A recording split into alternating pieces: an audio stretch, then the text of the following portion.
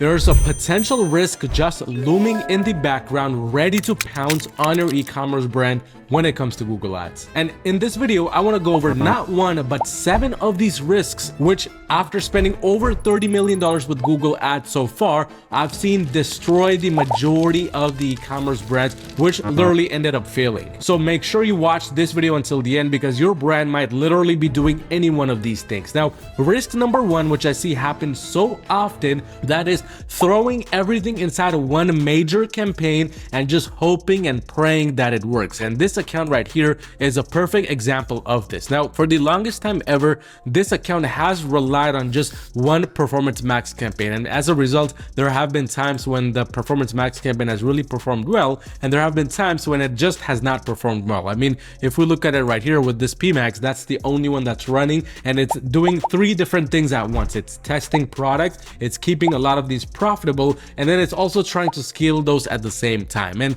because of this approach, we can see right here, there have been so many ups and downs for these brands. It's really crazy to even look at. Like, for example, they would have one day where the ROAS is a 10x, the very next day would drop to a 2.38x, where the next day it would then go back up. This is a very big risk, which if you're doing this right now, this is the number 1 thing you should try to strive away from. Because when you have multiple different campaigns running, when there's more things happening, that's when your peaks and troughs become a little bit less up and down. Like, for example, this account right here, one day the ROAS will be a 5.94x, next day it'll be a 5.76x, and then it might drop a little bit to a 4.58x, but then it goes right back up. And it's much more steady than what we see right here, simply because the risk is diversified across a few more campaigns. And when the risk is diversified, now each individual campaign does not have to just rely on itself to get all of this data. This is the first risk which you absolutely should try to avoid at all costs. You always must be diversified. But this now brings us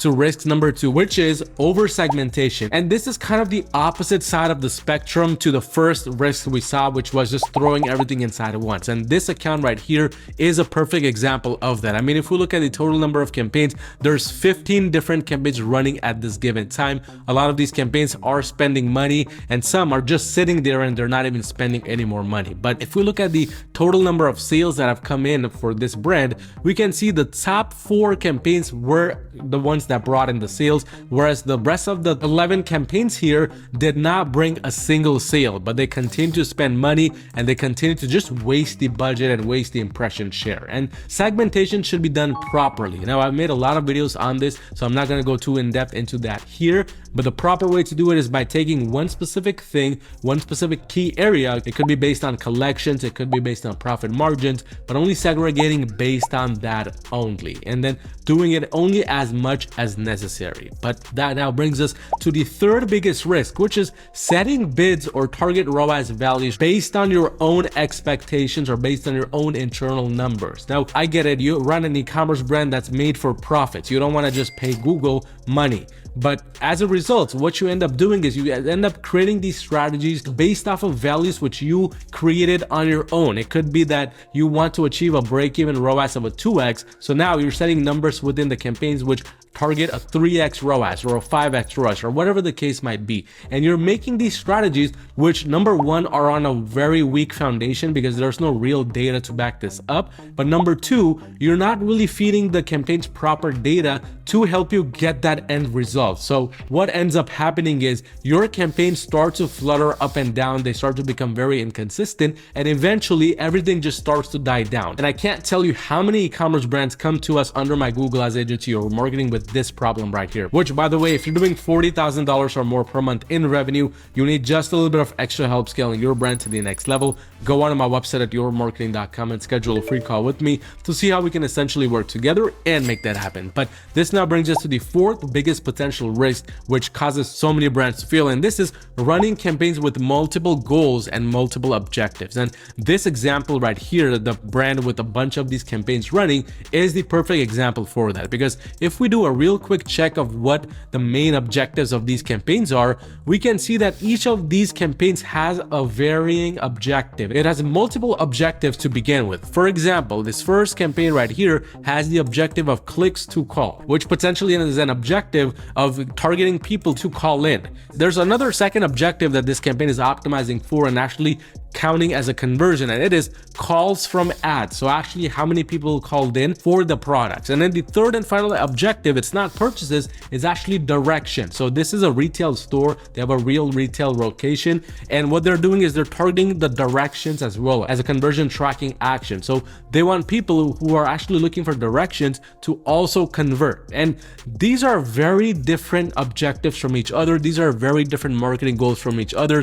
The best way to check your marketing goals, by the way, is to just go within your campaigns and look at what your team may have chosen for the goals section right here. As we can see, the main goals here have been contacts, get directions, phone call leads, and purchases. Now, this is a very big problematic approach for Google because, again, Google Ads, it's a robot. It's not a real human being trying to figure out exactly what your goal is and then trying to send the algorithm and traffic based around that goal, because that's just not how it works. Somebody who is going to get directions for your store is very different than somebody who's ready to buy from you with a single click under the purchases conversion action. So you never want to make this mistake, because this is single-handedly one of the worst mistakes you could be making. But mistake number 5 on the list is also just as bad, and this is just relying on one campaign type. Now, e-commerce brands here, what they do is they either just rely on shopping only or they rely on search only, and they forget about everything else. During a small period of time, shopping might be working the best for your brand, or search might be working the best for your time, but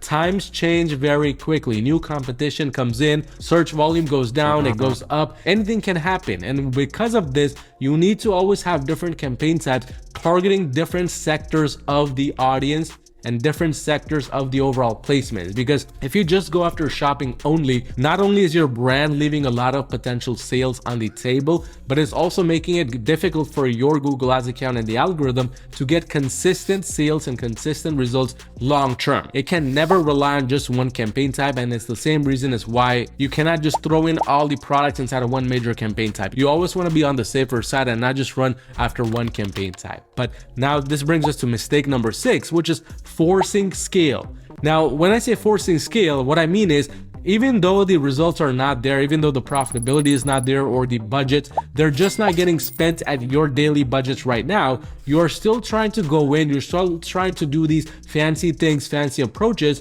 to make your e-commerce brand scale to the next level. And it's very difficult to accept that maybe your e-commerce brand is just not ready to be scaled yet. Because when a Google Ads account is ready to be scaled, when your e-commerce brand is ready to be scaled with Google, it's almost difficult not to scale it. Because what you will start to notice is a lot of the time, your Google Ads account will go over the daily budget spent. So if here, the daily budget was $50 and we were consistently spending 100, 80, 50, etc., then that's when we know it's time to scale the brand. If the daily budget is at $200 and you're barely spending half of it, then it's really not ready to be scaled. You need to first descale, go back in and fix the foundation, because there is some kind of leaking issue within the foundation. Maybe it's the product feed not optimized enough. Maybe the CPCs are too high because your images and your CTRs are just on the lower end, low quality. Then because of that, it's just not able to scale. So you need to take a step back. You need to optimize everything from the ground up, and then you need to approach the budgets and bids, because for most brands,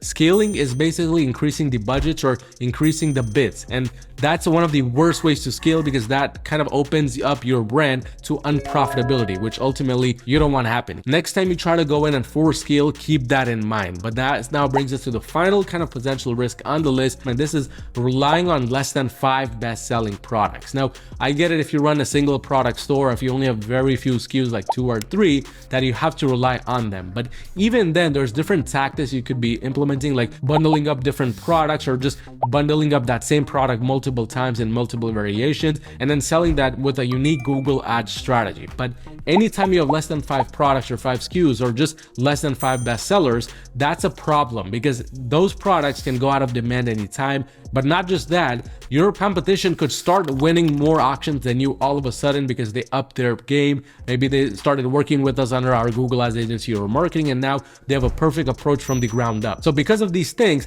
ultimately what happens is your search impression share, your click share goes down, and then over time, your own results start to drop down. But again, if you're doing $40,000 or more per month in revenue, you need just a little bit of extra help scaling your brand to the next level. Go on to my website at yourmarketing.com and schedule a free call with me to see how we we can potentially work together and make that happen. But check out this video right here on a recent case study I did where we kind of fixed up all of these 7 issues that were happening within this brand, and we were able to scale it to some insane numbers just within a few weeks alone.